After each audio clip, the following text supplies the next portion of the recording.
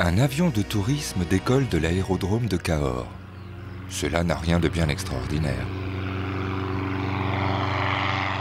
Quelques mètres plus loin, deux hommes en combinaison de vol sortent d'un hangar en se guidant de cannes blanches. C'est déjà beaucoup moins fréquent. La véritable surprise, ce serait de relier entre elles ces deux scènes et d'imaginer des personnes aveugles ou très malvoyantes aux commandes d'un avion capable de voler de leurs propres ailes. Ce que l'on aurait pu croire irréalisable a pourtant été accompli par un petit groupe de passionnés. Ils ont peut-être trouvé l'inspiration dans une phrase de Marcel Pagnol que Patrice Radiguet garde toujours en mémoire. Ah, la phrase de Pagnol, c'est « Tout le monde savait que c'était impossible, il est venu un imbécile qu'il ne savait pas et qu'il l'a fait ». C'est un peu la devise des Mirovolants, une association qui en 8 ans a organisé 37 stages pour environ 110 pilotes aveugles et malvoyants. C'est quand même le but de l'association Les Mirovolants, d'adapter au maximum toute l'activité aéronautique pour qu'elle soit accessible aux personnes handicapées de la vue et même gravement handicapées de la vue. Car bien évidemment, quelques adaptations sont nécessaires. La plus originale est un appareil baptisé Soundflyer. On peut le transporter dans un sac pour l'installer dans n'importe quel avion. Il a été imaginé par Joël Salvador, passionné d'aéronautique et sensibilisé de longue date au handicap visuel. Au cours d'un stage de formation d'entreprise, j'ai eu l'occasion de pouvoir travailler sur un projet de mon choix. Et on était une petite équipe et j'ai proposé en fait cette idée qui a tout de suite plu. Donc on s'est mis au travail et puis on a mis au point à plusieurs en fait cette idée de base qu'on a développée et on a complété avec un système d'information vocale pour les infos de vitesse, d'altitude, etc. Et on a pu donc avec ce système, le Soundflyer, proposer toutes les informations dont avait besoin un pilote pour voler, mais d'une manière sonore. Ça, c'est le petit appareil qui va nous indiquer systématiquement l'attitude de l'avion, c'est-à-dire son assiette, montée et piquée, et son inclinaison, virage droit-gauche. C'est un petit appareil que l'on scratche sous le siège. Les informations recueillies par ce capteur sont traitées par un petit ordinateur et converties en signaux sonores qui permettent au pilote de savoir dans quelle position se trouve son avion. Il faut évidemment acquérir une certaine habitude pour en tirer tout le bénéfice. Moi, j'ai été le premier pilote d'essai de ce système en tant que pilote privé. J'arrivais à l'utiliser, mais avec certaines difficultés malgré tout. Et ce qui m'a fait très plaisir, c'est le jour où j'ai vu un aveugle l'utiliser, voir comment ils arrivent à se servir de leurs oreilles. Ils ont été tout de suite plus performants que moi.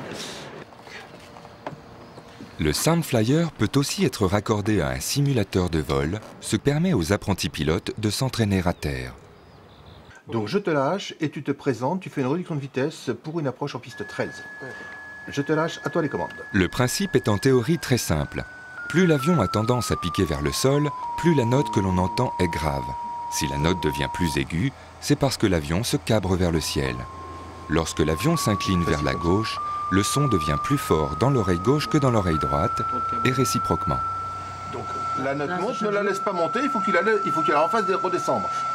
Tu la fais redescendre de 2 notes. Une. Encore une. Voilà, et là tu maintiens cette note-là. Voilà, maintiens cette note-là, c'est parfait, là tu es varié au 0, vitesse 205 nœuds, c'est les paramètres que tu as vu tout à l'heure. D'accord. Si l'inclinaison latérale dépasse 5 degrés, le son se transforme en une suite de bips d'autant plus rapide que l'inclinaison est forte.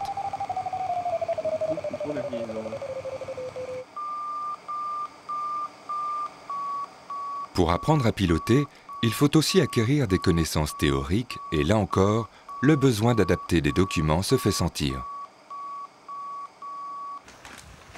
Des cours sont disponibles en braille ou en caractère agrandi, même si une grande partie de l'enseignement se fait de façon orale. Est-ce que tu t'es recalé là où on en est? Je sais pas, en palier.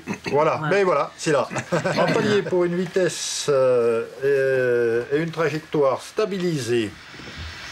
Alors là, attention, on rentre dans des choses intéressantes. La vitesse est un facteur que l'on subit. Ça veut dire que ça, c'est pas vous qui qui la réglerait à 100% la vitesse. Bien évidemment, les mirovolants ne volent jamais seuls. Des pilotes instructeurs professionnels viennent encadrer bénévolement leur stage. Ici, à Cahors, ils seront 2 à se relayer. Pour se mettre dans l'ambiance, ils vont commencer par un vol avec Patrice Radiguet. Une première découverte en vraie grandeur des particularités et des petites habitudes des mirovolants. C'est une estimation, hein. J'ai compris. C'est pas... Bon, alors ça s'appelle avant tout gauche. Oui. Et ensuite, quantifié en termes de degrés. D'accord. Ok. Oui, ça je peux faire. Alors, ce qu'il faut qu'elle... C'est pas 30 degrés gauche, c'est trop long. C'est gauche 30. Gauche 30, d'accord. Hein? Alors, c'est ce que je disais à Thomas hier et je viens de le revérifier, ça marche. C'est la même chose qu'en IFR. Ouais. C'est-à-dire que tu t'inclines de 20 degrés, tu sors 20 degrés avant le cap. Doucement, c'est moi qui fais un peu de terre. Oui, mais laisse faire. Ouais, d'accord. Tu as tendance à trop intervenir, sauf sécurité, bien entendu. Ouais. Là, c'est la piste que je vois? Oui, exact. Ok. Alors, tu me guides sur le plan et sur l'axe. Je te sors l'autre. Merci. Patrice Radiguet ne reste que quelques minutes dans les airs avec les instructeurs. Il n'est pas venu à ce stage pour voler, mais pour transmettre lui aussi ses connaissances. Et pour cela, il a prévu toute une série de maquettes et de schémas en relief, dont les informations sont accessibles au toucher. Et regarde Bernardo, Hein? c'est le même d'ailleurs, c'est le même que celui sur lequel vous volez. Ah oui, d'accord. C'est un DR400, vu de dessus. Ensuite, vous avez un certain nombre de choses marquées aux alentours des ailes. Dans la partie médiane, hein, de haut, cône de l'hélice en bas. Quand j'ai vu sur les revues Le Bras et qu'il y avait une association qui pouvait faire piloter les non-voyants, ben, j'ai foncé. C'est un vieux rêve d'enfance. C'est le rêve d'ailleurs de tous les gamins. Voler. Et c'est le rêve de l'humanité depuis son enfance. Et il suffit simplement de réaliser ses vieux rêves. Et c'était génial, c'est vraiment des sensations extraordinaires de pouvoir piloter sans voir, c'est vraiment fabuleux. Tout pilote sait bien qu'il est très important d'inspecter son avion en détail avant de prendre l'air. On appelle cela la visite pré-vol. Pour une personne handicapée visuelle, toutes les vérifications doivent se faire au toucher et il faut développer des stratégies particulières pour prendre ses repères. Ça, c'est le carbu. Ah d'accord. C'est la vie du moteur qui rentre là. Ah oui, Donc, tout à fait. il faut que ça soit propre. Quelque chose d'intéressant à voir, c'est si les axes sont en place. Alors tu vois, tu vas sentir que là, il y a un petit écrou et il y a une goupille. Ah. Alors attends, là, tu es sous le nez de l'autre avion. Ouais. C'est l'assurance que ton câble de l'aileron, il est bien attaché. D'accord ? D'accord. L'aviation privée est souvent considérée comme une activité très coûteuse, ce qui n'est vrai qu'en partie. On peut évaluer qu'apprendre à piloter revient à peine plus cher que de passer un permis de conduire. Ensuite, il faut compter entre 100 et 150 € par heure de vol. Ça finit par faire un petit capital qui est relativement lourd pour des handicapés, puisque la plupart d'entre nous ont des revenus plus que modestes. Mais lorsque l'on décide de se faire ce genre de plaisir, on se serre la ceinture par ailleurs et on établit son budget. Qu'est-ce que tu en penses? C'est bon. C'est bon? Oui. Et bien moi je pense que c'est pas bon parce qu'il ne joue pas assez cet enfant. Hein? Je pense que ça a aidé un certain nombre d'entre nous à mieux intégrer leur handicap, à mieux l'accepter et à progresser sur un plan personnel au fur et à mesure qu'ils ont avancé dans cette activité. L'envie et l'idée de venir voler, je l'ai toujours eu, même quand j'y voyais encore. Et comme j'y voyais pas suffisamment, je pensais jamais pouvoir piloter. Je m'étais résigné. Et c'est après avoir perdu la vue que j'ai découvert l'existence des mirovolants et j'ai pu réaliser en étant aveugle mon rêve de voyant.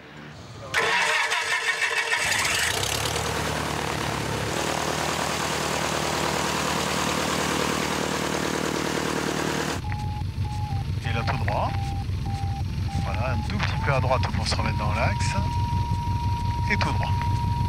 Voilà. Voilà, là on est dans l'axe. Voilà. Tu tiens l'axe. J'ai beaucoup été à bord d'un avion, d'un petit avion léger ou d'un ULM, avant d'avoir des problèmes de vision. mais c'était toujours en observateur, jamais aux manches. Et c'est après avoir perdu la plupart de la vue que je me suis mis ici à Cahors avec les mirovolants. Et ça n'a pas été en soi véritablement difficile. C'était un défi, peut-être plus simple à franchir comme cap que d'autres défis de la vie quotidienne. Voler, pour un déficient visuel, cela signifie arriver à réaliser, alors que nous sommes considérés comme diminués, des choses que les normaux-vaillants n'arrivent pas, la plupart du temps, à oser tenter. Donc c'est un stimulus énorme. On fait le plein d'optimisme ici. Le fait de piloter un avion est une activité sur laquelle les gens fantasment beaucoup. C'est beaucoup plus facile, objectivement, que de conduire une voiture sur la route. Hein. Les marges d'erreur, les marges de tolérance dans notre activité sont beaucoup plus larges. Comment, Mario? Alors, assiette, tu la prends, tu écoutes le son. Dans l'état actuel de la technique et notamment du développement des systèmes Soundflyer, des systèmes qui permettent de piloter avec les oreilles, le non-voyant bien entraîné peut pratiquement piloter l'avion pendant tout le vol, sauf le décollage et l'atterrissage. Simplement parce que le décollage et l'atterrissage nécessitent beaucoup plus de précision dans la trajectoire et que le temps de réaction du Soundflyer actuellement n'est pas encore suffisamment court pour que l'on puisse avoir les réflexes nécessaires au décollage et à l'atterrissage. Cap Nord. 010. 015. 010, n'écoute pas trop. Sinon tu vas avoir l'image. 05. 0. J'ai l'habitude de dire ça m'apporte la liberté. La liberté non pas avec un grand L, mais avec deux petites ailes.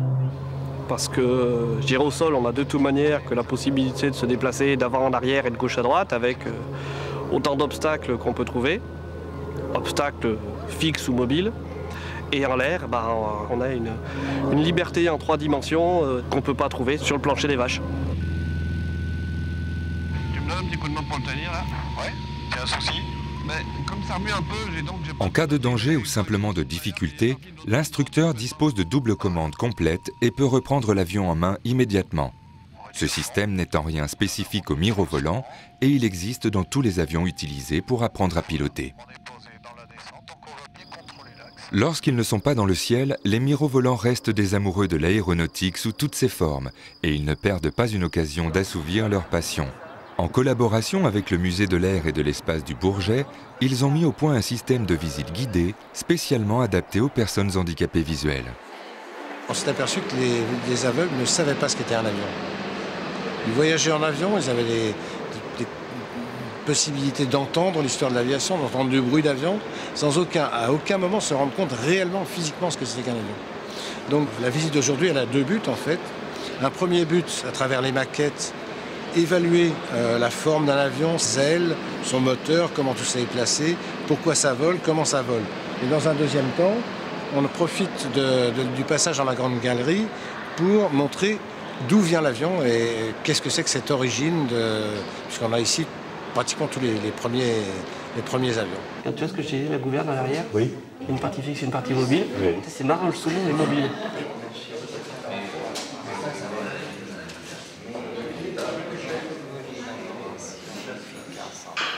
Je suis pro. Le Moran N. Oh oui. Ici, les mirovolants disposent de quelques privilèges. Tout d'abord, ils ont accès à de nombreuses maquettes qui ne sont en général pas présentées au public dans une salle qui leur est réservée. Et dans les allées du musée, ils sont les seuls à avoir le droit de franchir les limites qui interdisent de s'approcher des avions, car pour les autres visiteurs, il est interdit de toucher. Mais pour Jean Guéry, qui fait partie de la direction du musée, il est tout naturel de leur concéder ces avantages et cette expérience de visite un peu particulière s'inscrit dans une démarche générale de rendre le musée accessible à tous les publics. Là, la connaissance, c'est avec les mains qu'on la transmet. C'est avec les mains qu'on arrive à faire sentir à ces gens-là ce qu'est une aile, ce qu'est une courbure, ce qu'est une matière. C'est extrêmement émouvant et c'est effectivement un gros changement par rapport à ce qu'on fait d'habitude, ça c'est clair. Parmi les visiteurs qui composent ce groupe, on peut remarquer Johan Tonon, qui est actuellement le président de l'association des mirovolants. Il a à son actif plus de 60 heures de vol et a déjà fait 2 fois le Tour de France en avion dans le cadre de rallye. Pour lui, l'histoire a commencé alors qu'il cherchait des activités de loisirs accessibles aux personnes malvoyantes. Je suis tombé sur cette drôle de petite association qui disait les mirovolants, pilotage d'avion. Alors j'étais un peu sceptique, j'ai pris mon téléphone, j'ai appelé l'association et donc on m'a très sérieusement dit si c'est tout à fait faisable, on a développé plein de méthodes. Pour vous en rendre compte, il suffirait que vous veniez faire un stage. Et j'ai dit banco, j'y suis allé et ça m'a plu parce que moi qui ne peux plus faire de vélo, qui ne pourrais jamais conduire une voiture, savoir que je peux piloter un avion de la même manière que les pilotes normaux, simplement on est obligé de me transmettre les informations visuelles à la voix ou par un système électronique, mais c'est les mêmes consignes aériennes et c'est moi qui prends les décisions à bord, donc c'est très gratifiant. 80, 95, 100, rotation. L'avion est en rotation, c'est parti, 100, 10, 120. Moi, pendant longtemps, je n'aurais jamais pensé qu'on pouvait faire voler des non-voyants. Voilà, parfait. Là, t'es pile à la chaîne de montée qu'il faut. C'est plus qu'un plaisir qu'ils ont. C'est une volonté de réussite. Ils ont une volonté farouche de bien faire et de vouloir faire.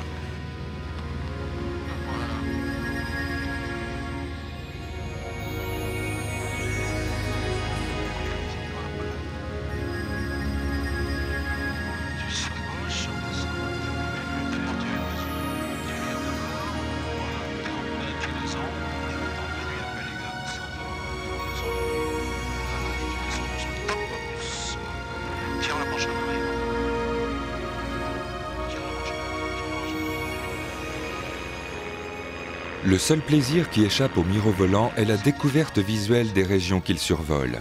Mais ils ont appris à s'en passer, et comme ils le font remarquer, lorsque l'on conduit une voiture, on ne passe pas son temps à contempler le paysage. En ce qui me concerne, j'ai beaucoup vu de paysages d'en haut, pas très haut. Comme archéologue, j'ai fait beaucoup d'observations aériennes. Je connais cela, je sais ce que j'ai vu. Mais maintenant, j'ai une autre vie, d'autres repères, un autre horizon. Réduis les grammes, réduis. Mais du tout. Non. Ils vont quasiment jusqu'au sol. Lorsque vous leur dites qu'on est à la proximité du sol, vous dites « dites-moi l'arrondi », et voilà des gens qui arrondissent un avion d'une manière sereine. Ils n'ont aucune appréhension, et c'est assez surprenant. Et personnellement, c'est une énorme expérience supplémentaire que j'ai appris là, et j'en ressors avec beaucoup d'humilité. Très vite, les élèves pilotes ne se contentent plus de promenades aux abords d'un seul terrain et ils souhaitent voyager, aller d'un aérodrome à l'autre, ce qui est d'ailleurs la fonction première d'un avion. Se pose alors le problème des cartes de navigation, qui dans leur forme habituelle sont inutilisables pour des personnes aveugles ou malvoyantes. Il a donc fallu les adapter. Donc le premier plan a consisté à donner ces repères géographiques essentiels, avec au sud de la frontière les Pyrénées, la frontière espagnole, donc ici l'estuaire de la Gironde. Des exemples, vous êtes ici dans la région toulousaine, donc vous avez ici LFBO qui est le terrain de Toulouse-Blagnac. Sur une autre carte, des traits en relief indiquent les zones dont le survol est réglementé ou interdit. On peut aussi résumer ces 2 cartes en une seule. De la même manière, il a fallu adapter les cartes d'approche qui sont éditées pour chacun des terrains et qui permettent de savoir comment s'y poser. Les mirovolants en ont ainsi fabriqué plus d'une centaine. Tous les terrains en France ont une carte qui leur est propre. Et donc le terrain de Cahors a la sienne. Bien sûr. Voilà comment elles sont présentées, c'est des petits fascicules avec une partie texte. Et puis ici, tu as, alors grosso modo, nord-ouest, sud-est. Tout à fait. On a la piste. Exact. Ici, on a un et on a 2 taxiways, c'est-à-dire les cheminements qui permettent soit d'arriver sur la piste, soit qui permettent d'en sortir. Tout à fait. On l'aura compris, les stages sont pour ces passionnés de grands moments de plaisir. Mais ils ne les considèrent pourtant pas comme une fin en soi. La plupart ont pour but de s'inscrire dans un aéroclub ordinaire proche de leur domicile comme tout pilote valide. C'est par exemple ce que Thomas Guibert a fait à l'aéroclub de Saint-Étienne. Bonjour Thomas. Bonjour Patrick. Tu vas bien? Oh, très bien. Ça marche? Il fait beau, oh là, ça va voler. J'ai trouvé que c'était courageux de sa part.